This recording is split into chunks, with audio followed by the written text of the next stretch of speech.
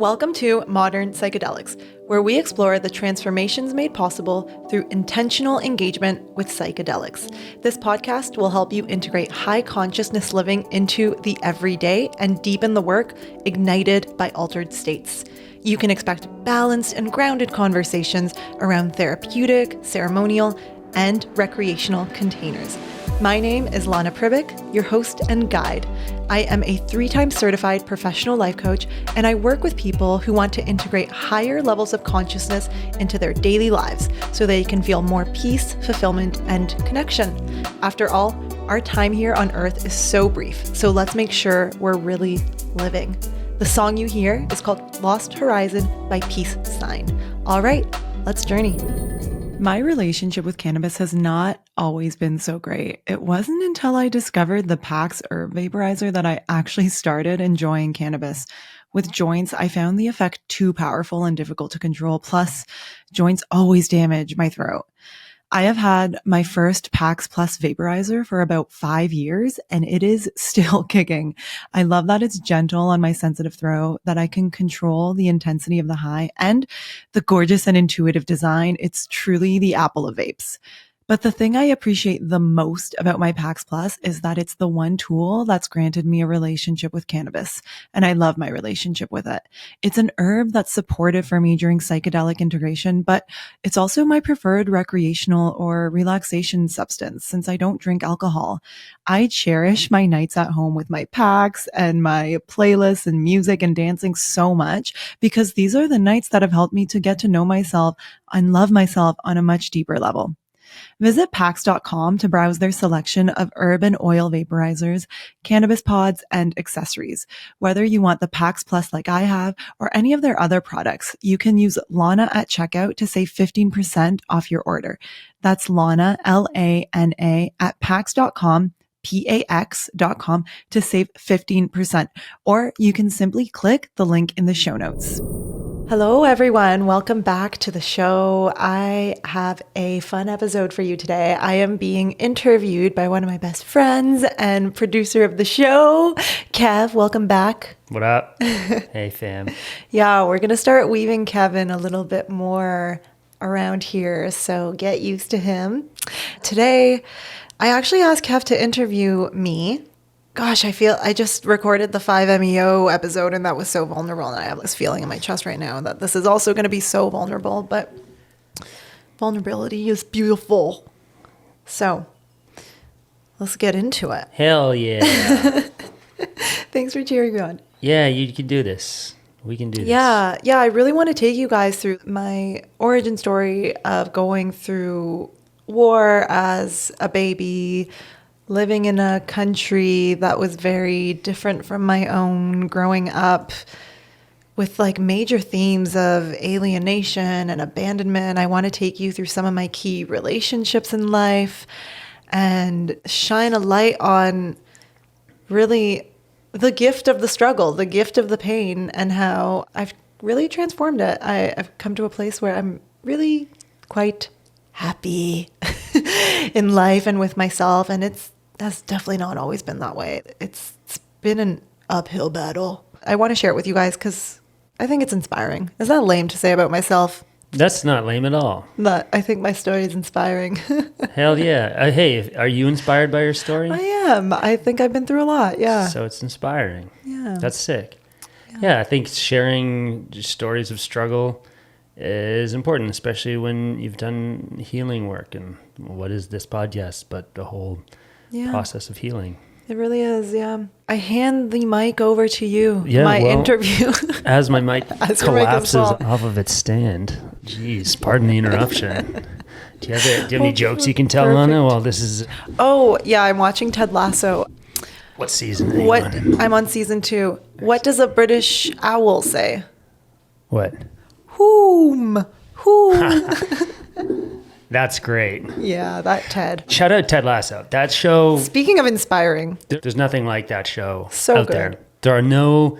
There's not enough media in our modern world where the main character is like as plucky and upbeat, and where the show's themes are like are about resilience and like not empowerment. Yeah, it's so positive. Such a positive show. Yeah, but he's got his demons too and his depths, and they're just getting to the point of the show where he's starting to go to therapy. So yeah. Spoiler alert. Sorry. Spoiler alert. Anyways, watch Ted Lasso. Ted Lasso. Yeah, very good show.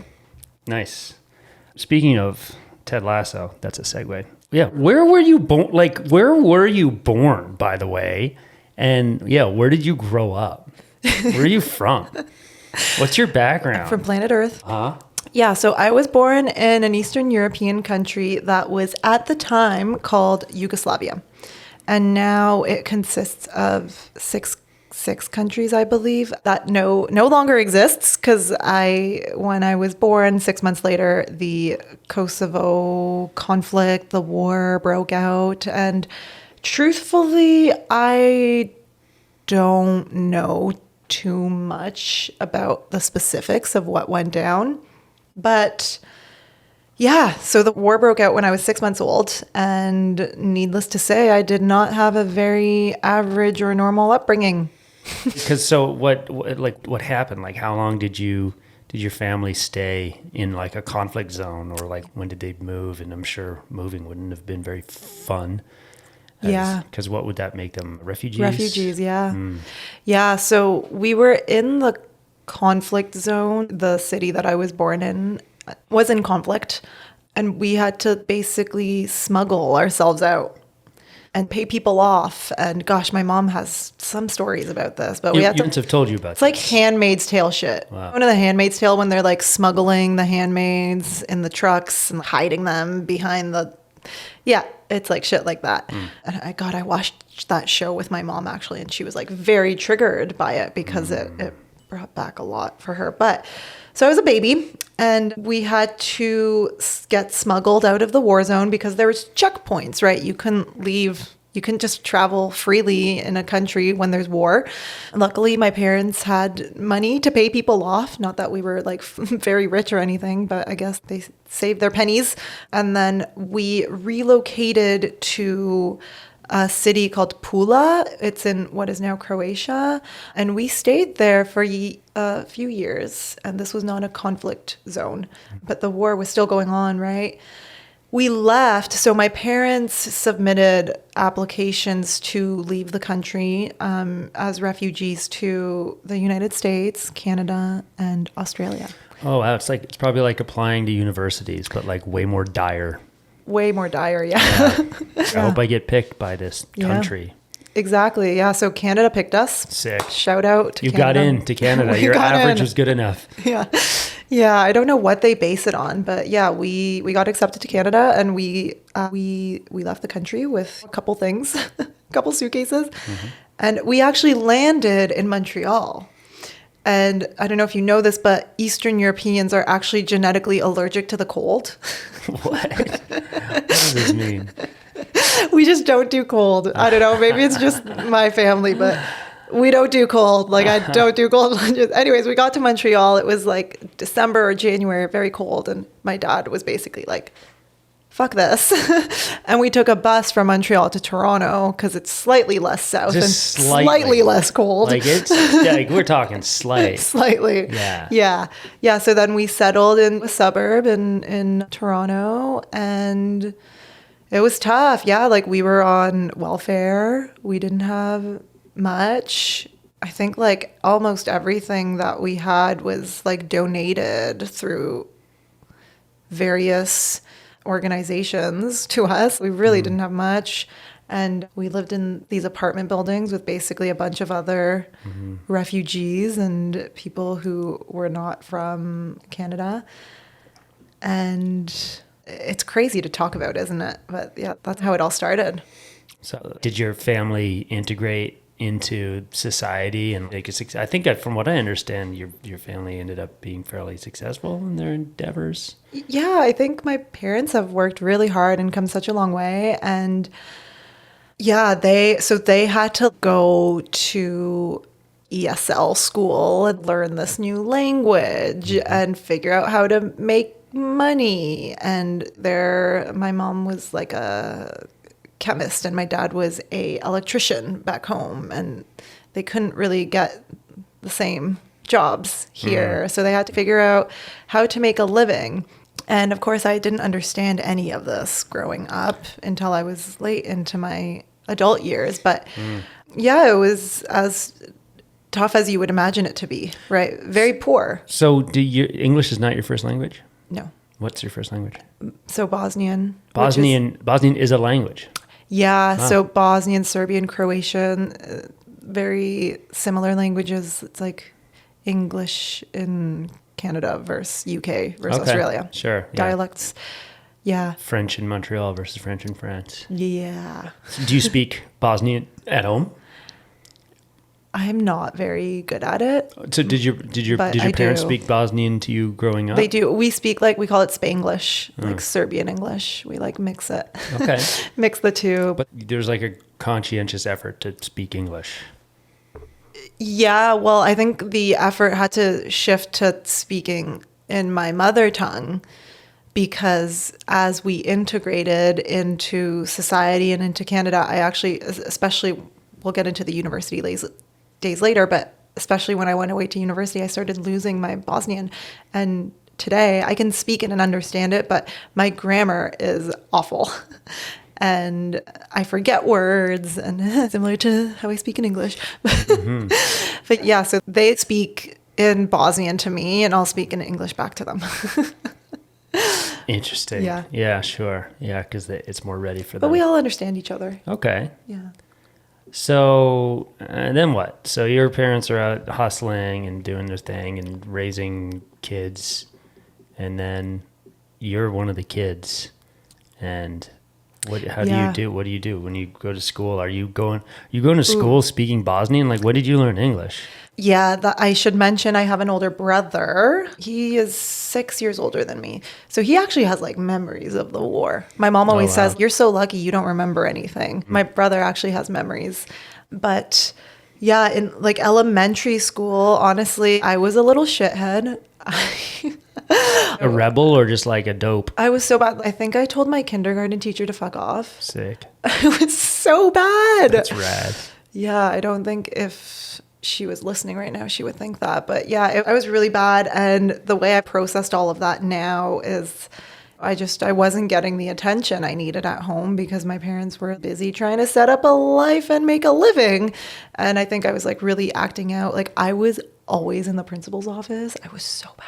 I was a problem child. I was pretty troubled. I was troubled. I was not integrating well into society. I definitely had a problem with authority that has been a theme throughout my life.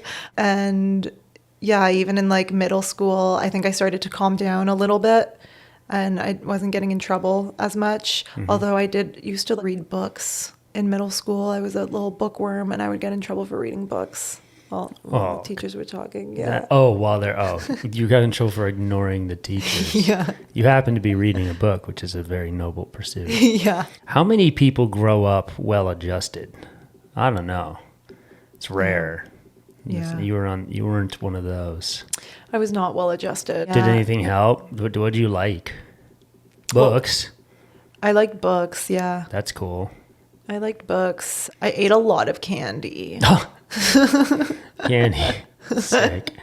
What kind? 1 cent candies? Sour Patch Kids? Yeah. What are you talking about? All of them. I used to love, what were they? Sweet Tarts and Nerds. Any candy that was pure candy. Hard and crunchy. Ugh, yeah. Dang, not even Nerds. chewy. Those tapes, the tape gums. Yeah. Fruit roll-ups. Yeah, I had a sugar addiction from an early age that I'm battling right now. Man, that's pretty common in Canada, at least in the States, and sugar's super marketed all around. Yeah. It's that's cool. What kind of music did you listen to in middle school? Yeah, so in middle school, I got really into music. Yeah. Did you play music? I played the French horn. The French horn. So dorky. It's very specific. But I got into indie music and emo music when I was in middle school, a lot. And I feel that music finally allowed me to feel seen and understood And like all of this stuff that was going on inside of me finally started to understand it a little more, right? The struggles. I started understanding it a little more and understanding myself a little more. I think honestly, music was like my first portal into self-awareness, personal development, self-understanding, all of that. Huh. Yeah, it's interesting. Yeah, I used to listen to emo music too, and I didn't think about it until now, but that's definitely what it was doing, was helping like elucidate feelings that I was having. It's like a way of seeing yourself. Yeah. That's cool. The sad music helped you feel less sad. Yeah, less alone. Oh, the no. lonely music made me feel less alone.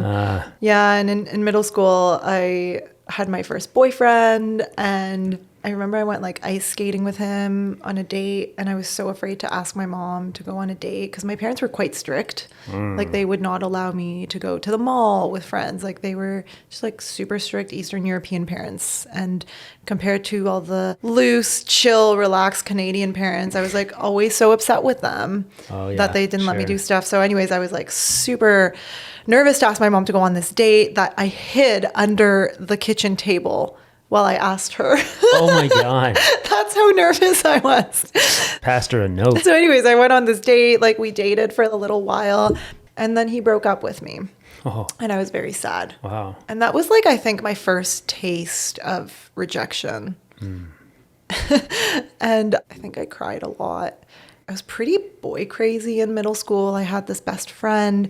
She was like very beautiful, and I compared myself to her, and I thought she was just like so much prettier than me, and she was very boy crazy. I followed along with her, and yeah, I was just like this boy crazy teenager, right? Just always like thinking about boys and talking about boys while listening to emo music. Hell yeah.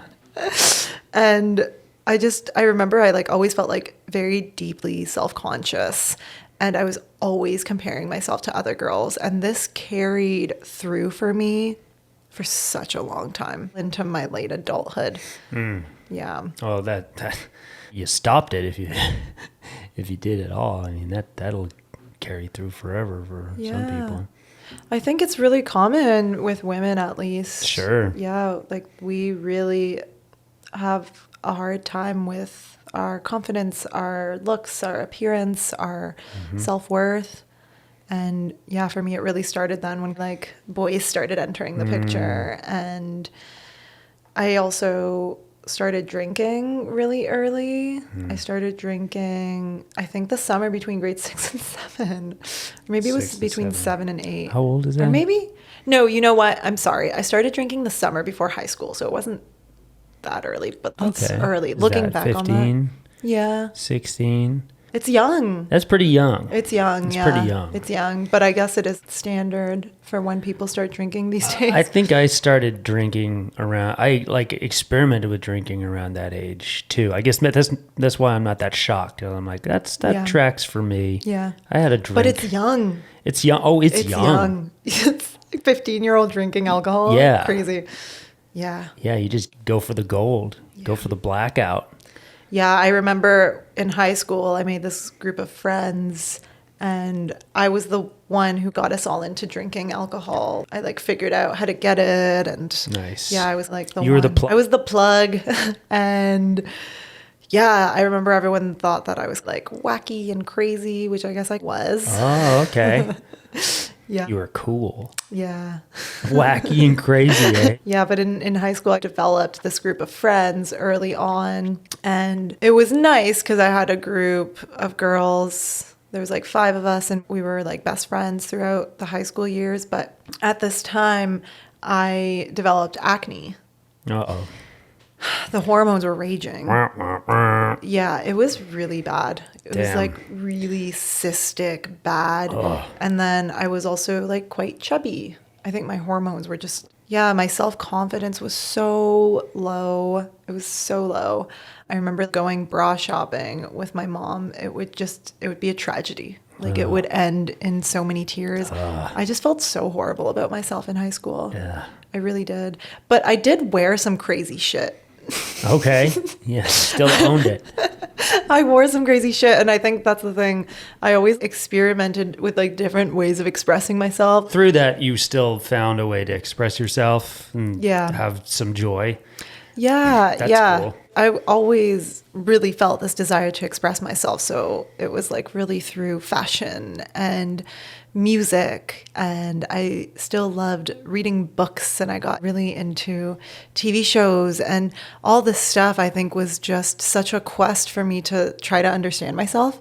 But I wasn't letting myself understand myself because all this time I was always comparing myself to other people, and I was never good enough as I was. Yeah. And then another thing to note, in high school, near the last year or two, I started dating someone who was like one of my best friends, this guy who I'm friends with now. But yeah, we eventually broke up, and then we got back together, and then we broke up again. And it was really hard for me because he moved on really quickly after that. And that really hurt me a lot. It really hurt me a lot. And it just perpetuated the story of I'm not good enough, I'm not pretty enough. It was like this narrative of people always leave me started developing at this young age, right? The middle school boyfriend, the high school boyfriend. I also developed a friendship through music with this person. We'll call her Jay. And Jay and I really bonded over our mutual love for Brand New, the band. If any of my listeners out there, I was obsessed. I have a Brand New tattoo. Oh, cool. Yeah.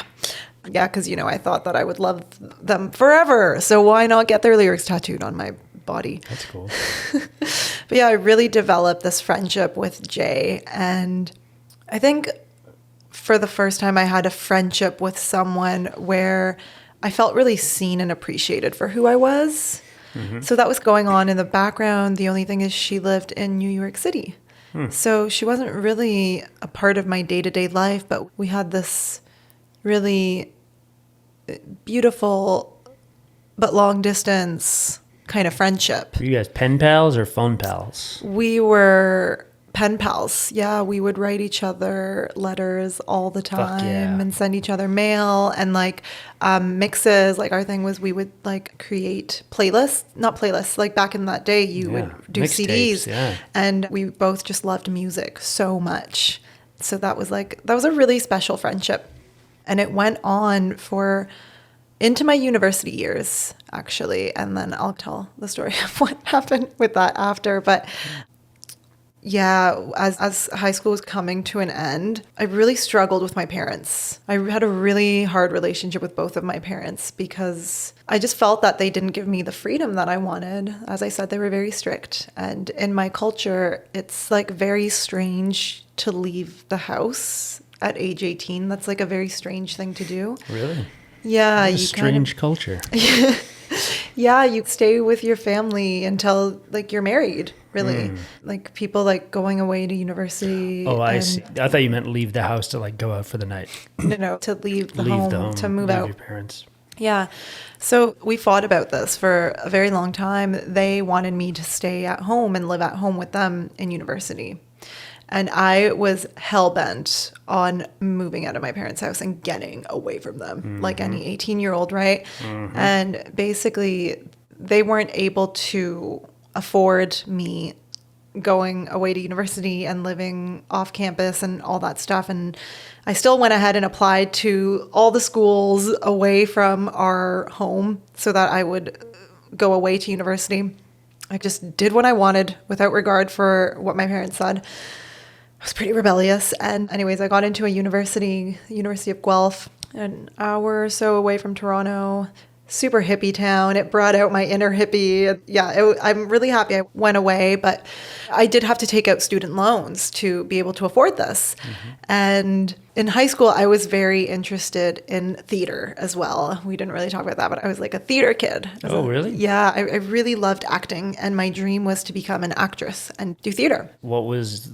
What's a play or like a role that you had that stands out to you? We actually did this really cool project in 12th grade.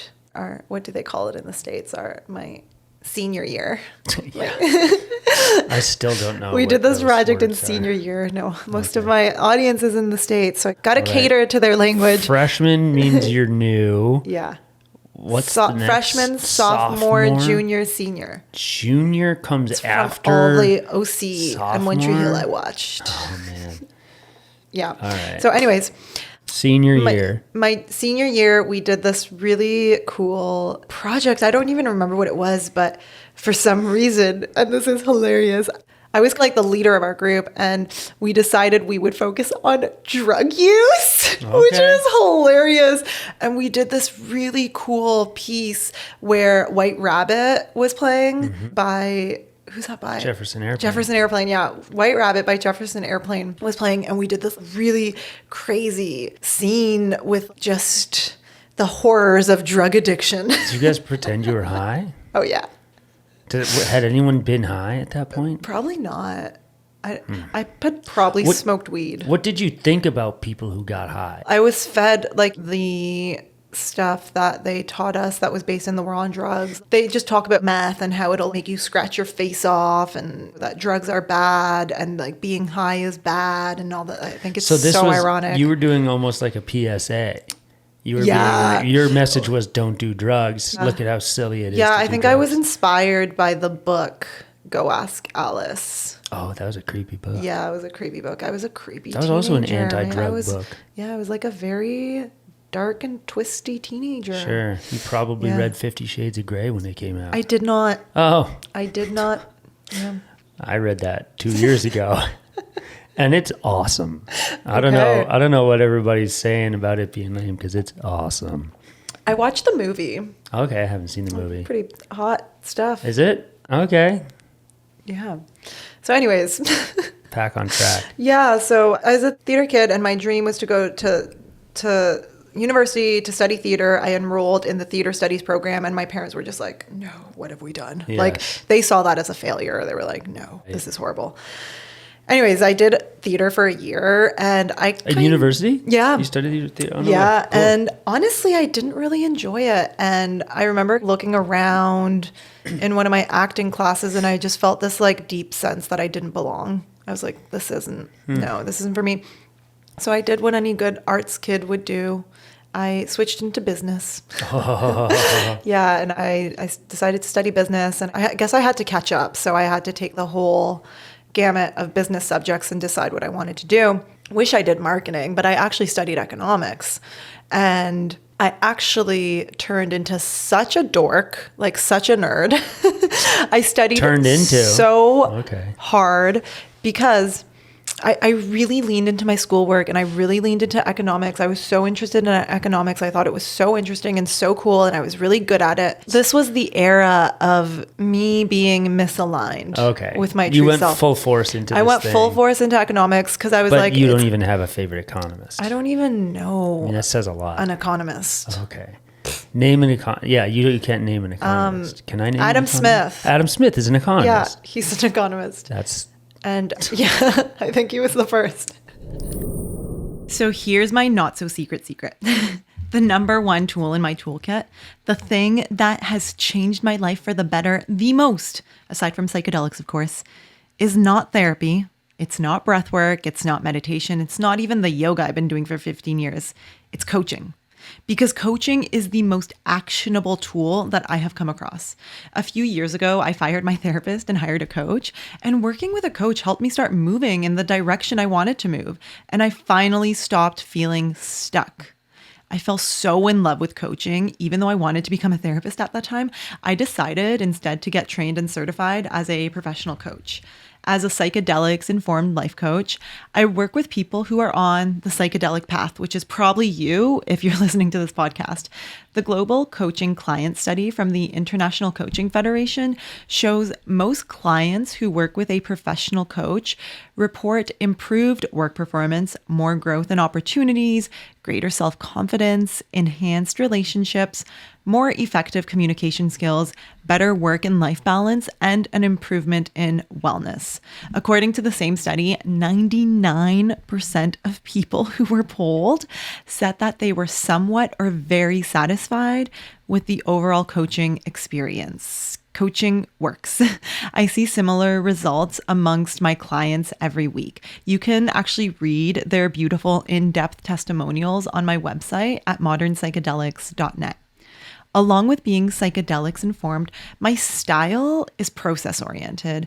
We live in this outcome obsessed world where our default mode is to live life for the destination or the end result. But I have come to understand that the gifts are actually in the journey, and that's where we grow and learn and enjoy life the most. So that's why I equip my clients with tools and skills for the long game of life and the long game of medicine work. I'm currently onboarding new one-on-one clients into my coaching practice. So if this sounds like it would be supportive for where you're at, get in touch with me. I would love to hear from you. And you can click on the link in the show notes or head to modernpsychedelics.net/coaching. There's lots of info there for you along with those testimonials. I can't wait to connect with you. That's modernpsychedelics.net/coaching.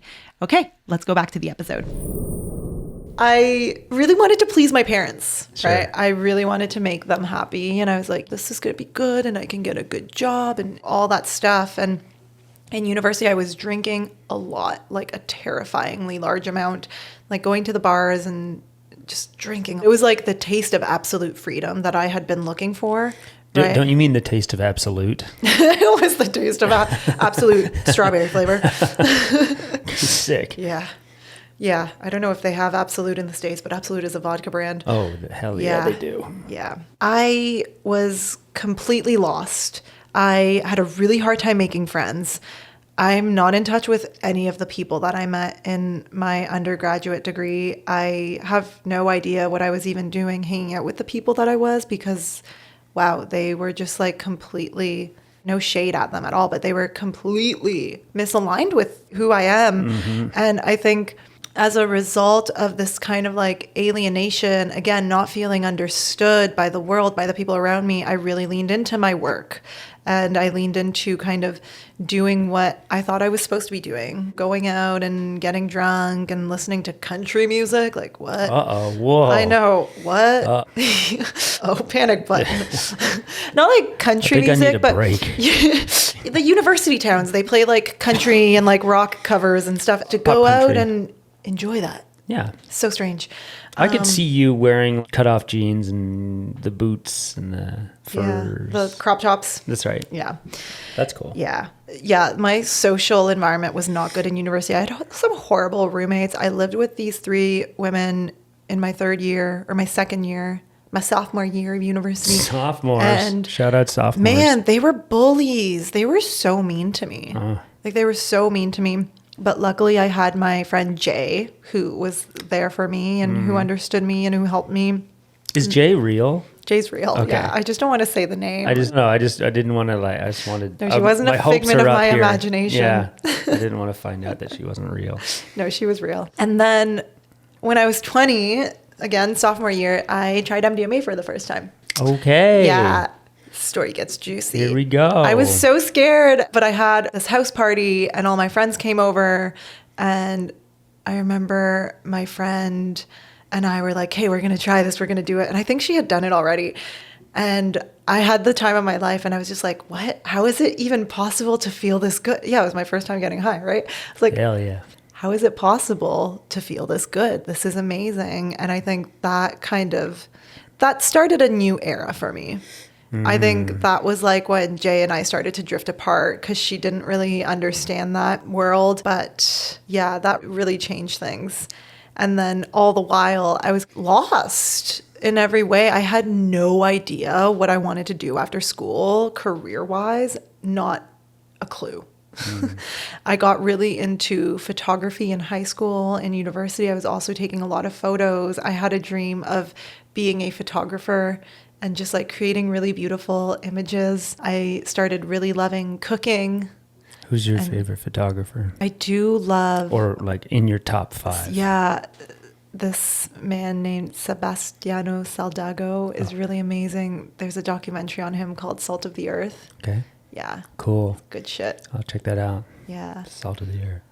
Really okay, just good. checking, because now you're remembering things. It Yeah. sounds like at least photography is a little Yeah. bit closer to your heart. Yeah, and then than there's economy. this woman, Andrea Lindquist, who is incredible, and I did her boudoir workshop in Seattle and always looked up to her work. But yeah, I really connected with photography, and this was the era of blogs, and Instagram was just starting. Oh, yeah. So I was like reading all these blogs, and I was like, why can't I do this? And how do I do this? And how do I get paid to do this? But I was really lost, had no idea what to do. I was excelling at economics. I was getting really good grades. I remember I got an award for writing in my healthcare economics class. I wrote a paper on alternative and contemporary medicine, and I put so much into that. I enjoyed writing it so much, and I won a fucking writing award for it. I started volunteering as like a peer helper. So I facilitated these learning and study sessions for freshmen's in The freshman's. It's a freshman thing.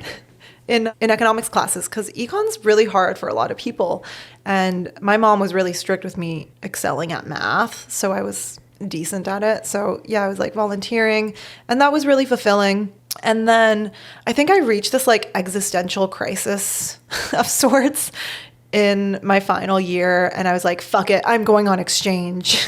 Again, even though I couldn't even afford it. Where'd you go on exchange? Like years paying off my credit card from that experience. But I went to Copenhagen in Denmark. Cool. And that changed my life. Wow. That was the taste Travel is the best drug. That was like the first time I did MDMA at a music festival called Distortion. Okay. Honestly, and watched the sunrise at a music festival coming up over the city while high on MDMA. Copenhagen changed my life. It was that taste of freedom that I had been looking for.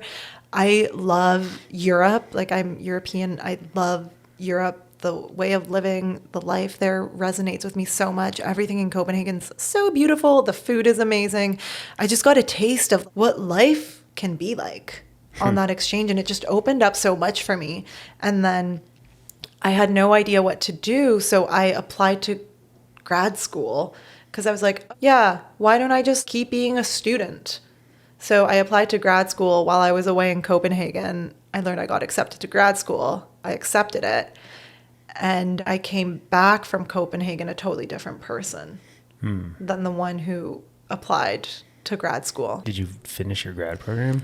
Or did you drop out? Dude, just barely. You finished it? I did finish it. Damn. Yeah, I have a master's of science. I wrote a thesis. In more economics? In economics, yeah. 6-page calculus proofs. Dude, it was so hard. I really struggled. Damn. Grad school was probably the darkest period of my life. And this is when everything started fucking unfolding for me. And I started realizing how misaligned everything in my life was. It was horrible. I got back from Copenhagen. I like casually smoked cigarettes in Copenhagen because I was living in Copenhagen. That's what you do when you travel. You smoke. Yeah, and especially in Europe. And then I literally started smoking cigarettes regularly because before grad school, we had a week called math camp. Math camp. Math camp. Sounds super fun. It was horrible. Oh, no. And I remember that week, I was just thinking, what have I gotten myself into? Is math camp as rowdy as band camp? Math camp? Or like it's so dry. Oh, damn. It's so dry. It's a lot of calculus. You're like reviewing calculus from undergrad and stats, and wow, it was awful. That so sucks. I was like highly stressed, highly misaligned. I had a really hard time getting through all my courses. I started having panic attacks. I was studying for a microeconomics exam one day, and I was in the library, and I remember I called my mom because I was having a panic attack, and she had to come pick me up, and she took me to the emergency room because I was having heart palpitations. Yeah, my mental health was so bad that I had to get an extension from the head of the department to take exams later, to get extensions on my assignments. I had to get an extension on writing my thesis. Like, it was bad. And it was while I was in Copenhagen, I missed this part. My friend Jay, she basically told me she doesn't want to be my friend anymore. So that's like third major abandonment in my life. Did she say why? Because of the yeah, drugs? Oh. No, I think we just drifted apart. Okay. But good for her I think she had her own stuff going on. Having some boundaries, but that does suck. Yeah. Yeah, I took it really hard. Like, it was really hard. It took me a very long time to bounce back from that, because this person was really like a rock in my life. And when I started grad school, I was dealing with that on top of math camp. And I was really struggling. And so my friend told me, like, hey, why don't you try therapy? Like, why don't you give therapy a try? You can go on campus for free. And I was like, friend. Okay, yeah, I'll do that. And so I started my journey. I started my journey. Is that where the self-work began? Yeah, that was really when it began. But during this time, I was like really self-medicating. I was in the rave scene a lot. In grad school, I partied a lot. I was abusing MDMA. I was still drinking quite a lot, but I was really self-medicating by diving into the rave space in a really unintentional and unhealthy way. But that was the medicine I needed at the time to just cope and deal with life. I was also still struggling with acne, and I went on Accutane, which is a prescription drug, and it finally cleared my acne. Finally. After so many years of that. Isn't there something like you can't drink on Accutane? Yeah, you can't drink. You have to be on birth control. Yeah, it was intense. I could do a whole podcast about that, but yeah. And all throughout this whole thing, I still had no idea what the fuck I wanted to do with my life. Sure. Because I was just like, I just need to finish this thesis and get on with my life. And I like didn't let myself quit, but I knew I didn't want anything to do with economics. It was not sitting right with my soul, honestly. And then at the end of grad school, I met this man, and I immediately fell in love with him and went through just like a really intense period of time. I think this was my last year of grad school, where I was like treated really horribly by him. I was in like a love triangle. He was two-timing me and my other friend, and I was just like there for it. And I just kept chasing him. Like, my self-worth was so fucking low. I was a doormat. I was literally a doormat. I had met this person. What do we want to call this person? Dorian. As in Dorian Gray. Dorian Gray. Shout out Oscar Wilde. I have read that book. It's a beautiful piece of literature. Really? Yeah. You look like him. What? I look like the picture of Dorian Gray? Yeah. Or Oscar Wilde? I don't know. The person on the cover. Oh, yeah. The picture of Dorian Gray. It would be Dorian Gray. Yeah. Revisit that one. That's special. Thank you for that compliment. You're welcome. Yeah. Yeah, so I met Dorian. Yeah. I met Dorian. It wasn't the end of grad school. It was like somewhere in between, but this was a majorly significant relationship for me that actually unraveled even more and more. But I continued to be a doormat and continued to just be there despite being treated like crap. And at the end of grad school, him and I actually entered a relationship. And I was so happy. I was like, I did it. All my perseverance and hard work paid off. And yeah, it was really intense. And we like fell really in love really fast and like really deep. It was beautiful. And I felt probably the best I had felt in a really long time. And everything from grad school started to lift with this love, right? And with this person that I was now sharing my life with. The depression started to fall away. I started to make better decisions. I just started working out and started making better decisions. I had processed this friendship with Jay through therapy quite a bit. So yeah, we entered into a relationship and things were really good for a while, but then I moved up north to Thunder Bay, if my Canadian listeners know where that is. If you don't, it's basically a 16-hour drive north from where I live in Toronto, because Dorian was living there, finishing up school. So I moved over there so that we could be together.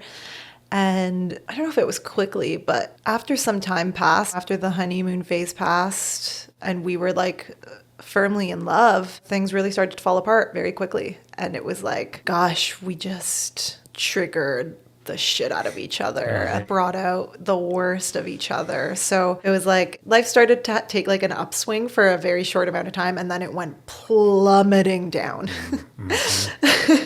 It went plummeting down. That'll happen if you're not actively working on your shit in a couple. You're just gonna... Well, that's the thing. We were. Oh yeah, We were working so Really? hard. Like we tried Yeah. so hard, but I think Okay. like looking back on that relationship, we just didn't have the tools and the maturity. Right. We just didn't have the tools. We didn't have the communication. We were young and in love and stupid. Honestly, I was like 26. I had no idea what I was doing in love. Like it was like a love that was so big, but we didn't know how to hold it. And so we broke it. That happens. And And you probably broke yourselves too. then had to go on the journey of putting myself back together. But Is that what triggered the plant medicine work? Come across the plant medicine absolutely, yeah. It was like eventually we broke up. And again, another person that left me in my life. Just like this perpetual story of Classic. abandonment. Yeah. And it's really interesting. Maybe I'll touch on the end, like of how I learned that I was actually perpetuating this through my own beliefs about myself. But when that relationship ended, I didn't actually know how to continue in life. I had suicidal ideation. I didn't know how to carry on. I felt so hurt. I didn't know how to live without this person. Like this person and I had a very codependent dynamic where I felt like it was my responsibility to fix them and to repair them.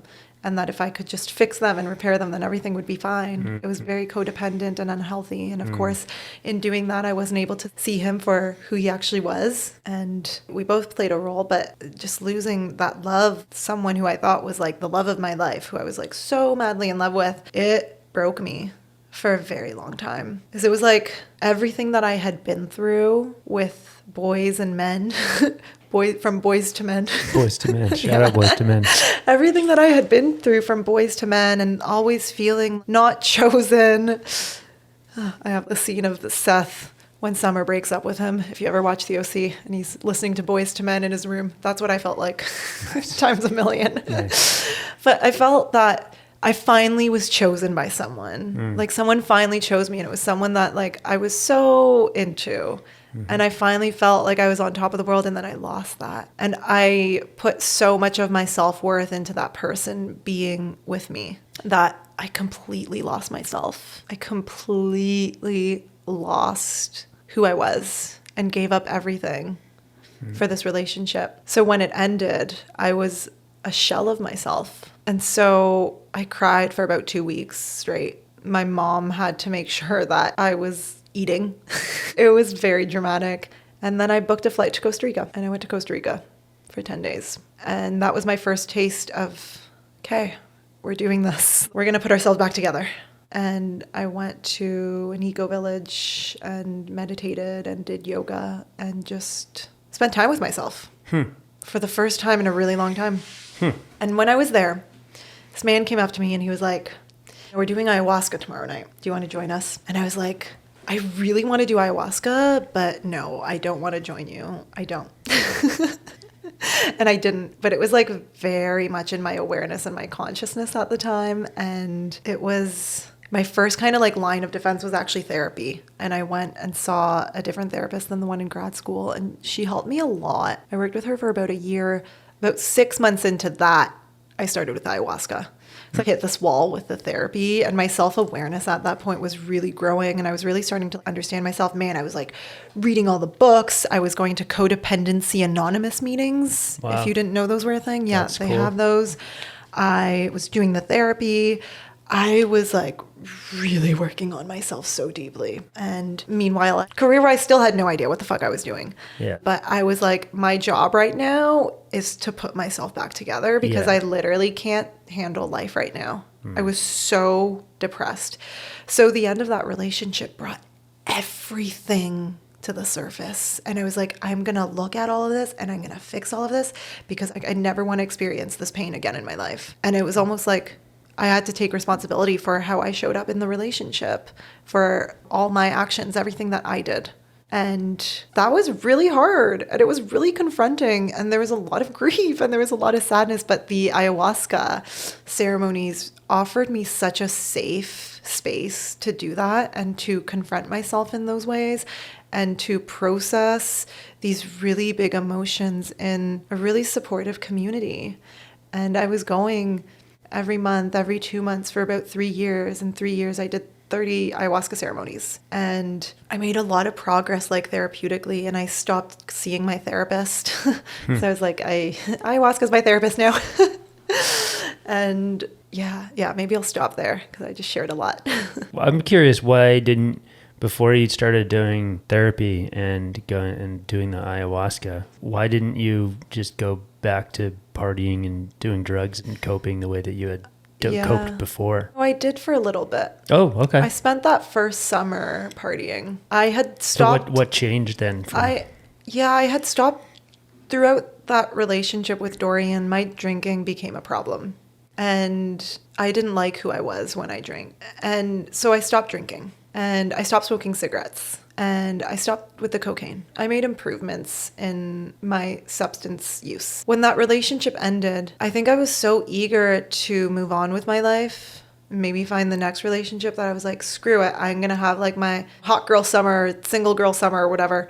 Yeah, and, like indulge in the vices. Yeah, and I did party a lot. There was a lot of MDMA that summer. And yeah. So like then what changed then for you to start doing these ayahuasca ceremonies and like taking it easy on the party front, and like why did you start doing this ceremonies? Yeah, that's a good question, because when I did start doing the ceremonies, I stopped partying for 2 or 3 years. Like, how'd you find out about ayahuasca ceremonies locally? Like, last time it was mentioned was in Costa Rica, but how did you find them? This is ironic. So Dorian actually found this place. And I had known about it, and it was in my consciousness for years. Mm-hmm. So in his and my relationship, we were like very into psychedelics and very into learning about psychedelics and microdosing, and we went to Harvest together, which is a psychedelic festival, and we experimented with mushrooms and LSD. All this stuff had been in my consciousness for a very long time, and I always knew that one day I would do ayahuasca, and then one day I was ready for it. It was like, I just knew it was time. And then that was really hard at the beginning. Like, man, the first few ceremonies and like the purging, the vomiting, the confronting yourself, like entering those realms of darkness, it was so hard. But the more I went, it got easier and easier. And then suddenly one day I started enjoying the work, and I started enjoying this process of healing. And it almost became an identity. It did become an identity. I was so deep in it. Is it still an identity? No. Oh, because identities are fleeting? I think I don't identify with it the way that I did before. Yeah, it was very interesting to make that shift from being a recreational participant of psychedelics to ceremony and healing. It was very different. And I think I did need that break from the recreational to like really learn this side. And now, of course, I participate in both and love both. When I met you, you were in the healing side of things. Yeah. And I was on the tail end of it, I think. The tail end of it, yeah. Yeah, even since meeting you, I've been through a lot with this whole heartbreak healing situation. Like, yeah, so you do a lot of healing. Yeah, it's in such a different place now than when we first met. And is ayahuasca still your therapist, or is like plant medicine still a main driver? And then I know you to have a lot of like self-healing habits, but do you still feel like the plant medicines is your main medicine? Mm-hmm. Absolutely, yeah. I picked up therapy again maybe a year and a half ago, and I gave it a shot. For me, it doesn't even begin to touch the depths that I can go down with plant medicine. And that's just for me. This is just my language. This is just what makes sense to me and what speaks to me. I love the process of it. I love the depth of it. It works for me. So when did you decide to become a life coach? I had been working with a therapist, attending ayahuasca ceremonies, and I started feeling good enough to stop dwelling so much in this breakup. And I decided to work with a life coach because I heard that coaches can help you create forward momentum. And I was really curious about it. I had a friend who was a life coach. She was like, you would love it, just try it out. She referred me to hers, and I did love it. And then I also started microdosing mushrooms at this time. And this depression that I wasn't fully aware of lifted. And I don't microdose mushrooms so much anymore. But those first few rounds of microdosing mushrooms that I did made a profound impact on my mental health. and made a profound impact on lifting me out of depression. And that's why, even though I'm not a huge microdoser of mushrooms anymore, I'm microdosing Kana right now and loving that, but I love to advocate for it, talk about it, and bring awareness to it because it did so much for me. And then I also decided to start modern psychedelics. Probably a year into drinking ayahuasca, I was like, this is it. I was so fucking lit up in a way that I've never been lit up about anything before. I was like, this is it. I remember I was journaling one day and I was like, I want to have a podcast and I want to talk to people about psychedelics. That's what I want to do. And I want to share my journey because this journey that is unfolding for me is so special. And it's important, not in the sense that I am important, in the sense that what is possible and what is unfolding for me is important. And that process that was unfolding for me was healing and coming back to myself and learning who I am. And gosh, yeah, finding the beauty and joy in life that I had not felt or seen maybe ever. Between modern psychedelics and the life coaching, that sounds like a great fit given your journey. Because I had been devoting myself to personal development. Like when I was with Dorian, that was when I really got into personal development, books, podcasts. I was a podcast addict. Nice. I was always listening to podcasts, which I'm like, I wonder if that's why I started my own podcast. I don't even listen to podcasts that much anymore. We follow the forms that inspire us. Yeah. And I learned and grew so much through podcasts. So much. I was doing like meditation workshops, and yeah, I had also been doing yoga since high school. I was always interested in this journey of growth and expression. And when I realized the coaching and the psychedelics and the podcast, it was like, duh, yeah, this is it. It was a long, windy, dark, uncomfortable, stormy journey to get here and to find myself. But I'm so grateful for every twist and turn, as corny as that sounds. Oh, yeah. Hell yeah. That's the journey. I even had a photography business for a couple of years. I was a wedding and boudoir photographer, and I thought, this is it for me. But I hit this point where I was holding these beautiful events, these boudoir events, and they were all about like female empowerment and sexiness and all that. But I started feeling like it just wasn't doing it for me. Like I just wasn't making the impact that I wanted to make in the world through this. So it feels like it's been like a very natural progression. How do you feel between doing the work of being a coach and having a podcast that shares like pretty frank and like intimate revelations from your own healing journey? Like, how do you find those things have impacted your healing journey? Have they accelerated it, or have they like added a layer of insight? Yeah, I mean, they seem pretty like synergistic from where I'm sitting. Yeah, we just recorded that 5-MeO trip report, and I was telling you that me recording these episodes for the listeners and me sharing my journey, it is integration for me. And more than that, it's the self-expression and impact I've been looking for in my life. It's absolutely impacted my journey because as I start to inspire people listening and hear from them and hear their stories, it puts my life into a different perspective. It feels like I'm not just doing it for me. Yeah, you feel connected. It's a great feeling. Yeah. It's the opposite of the theme that you were saying earlier of feeling like abandoned and disconnected. Ultimately. Yeah, and I think I was abandoned and alienated so much in my life because I was abandoning and alienating myself. Isn't that what happens? It really is. Yeah. In the relationship, I abandoned myself. That's right. You can't really be abandoned by another person. So who did he really abandon? Yeah. It wasn't me. Yeah. It was the shell of me. Yeah. Because I was the one who actually abandoned myself. Yeah.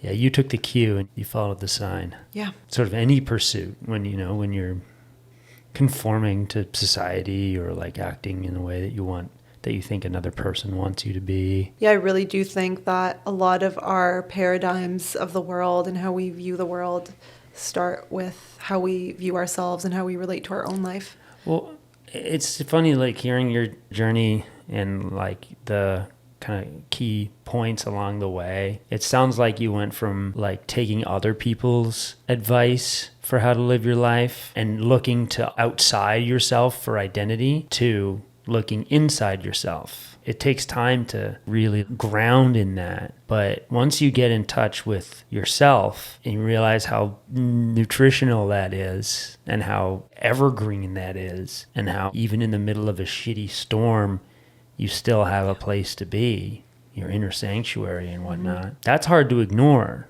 Like you still got to work to keep in touch with it, but it's a more nourishing place to find meaning and identity, to look inwards than to look outwards and think you're supposed to get a degree in economics or be boy crazy. And I'm reflecting on like my own examples of that very type of thing. That same thing happens to everybody. We learn how to be from our environments, and then slowly we learn how to stop listening to our environments and listen to ourselves. Yeah. And those inner resources that we have, we get to generate those at any time.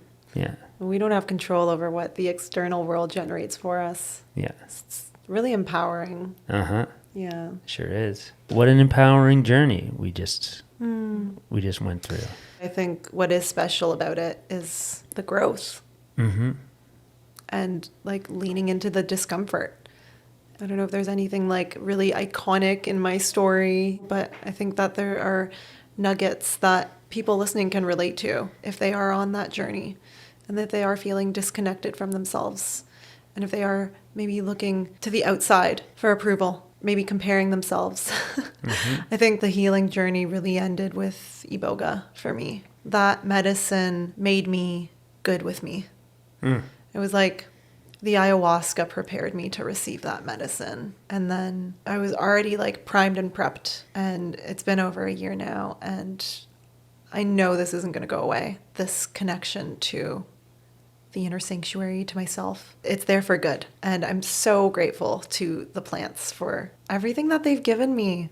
And it's such an honor to share with people. Yes. Thank you for doing Modern Psychedelics. It's a public service. It's a public. You're learning in public.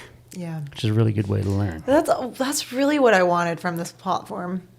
I really wanted to, exactly, learn in public, go on a learning journey with others, and share that. Why keep that to myself? Yeah, you're wealthy in a certain way. You're wealthy in insight and knowledge and ideas, and you're getting to share them. I love that. Thank you. Yeah. Thanks for interviewing me and for all your help with Modern Psychedelics. Hell yeah. We're here for it, man. Yeah, man. Kev is a believer in the platform. I like to consider myself a believer. Believer. I like to eat my Tim Biebs. Some Canadian humor for you there. Oh, yeah. You don't know. Justin Bieber is Canadian, and if you're a fan of Justin Bieber, you're a believer. Yeah. But I am a believer also of the Modern Psychedelics. Yeah, just like Ted Lasso. Back to Ted Lasso. Oh, man. Believe. Honestly, I'm making my own versions of that sign, and I'm giving it to my family as gifts. That would be such a good Base Coast sticker. Oh, yeah. Believe. The Ted Lasso. Quick swerve at the end here. Yes. Any final words for the people? Yeah. I love you. And keep going. Just keep going, fam. Believe in yourself. That's right. Yeah. Don't believe in others. Believe in yourself. What do we do at the end here? Do we sign off with, do we say namaste or something? What do we do? Thank you guys so much for listening. I hope that this was inspiring for you. If you are feeling inspired to reach out to me, you can do that through Instagram or write me an email at hello@modernpsychedelics.net. And let me know how you like Kev on the mic here, because we're going to be seeing more of him. My name's Kev G, and I'm happy to be. Yeah. Aww. Rate that rhyme. 10 out of 10. Send us an email. Lana's got a 10. 10 out of 10. Tell us if you agree. Yeah. Excellent. All right, everyone. Thanks for listening. Take care. Ciao. Thank you so much for listening to and supporting the show. To stay in touch, sign up for my mailing list, which can be found in the show notes or on modernpsychedelics.net. If this episode sparked something within, please let me know by leaving a review of the Modern Psychedelics podcast on Apple and Spotify. This really helps to share these messages with those who need them, which is the whole reason why I do what I do. And if you haven't already, come join the ongoing conversation over on Instagram with other beautiful souls. We have an incredible and conscious community over at the handle Modern Psychedelics. And don't forget that the work begins after you come back down to earth. And I'm standing shoulder to shoulder, doing it with you. This episode is produced in collaboration with Film with Integrity. They are a values-forward production studio providing end-to-end production from concept to content. They do event video, documentary series, commercial and marketing videos, and of course, podcast production. If you are working on a project that deserves quality of production and content without sacrificing heart and soul, visit filmwithintegrity.com to check out their beautiful work and get in touch with their team.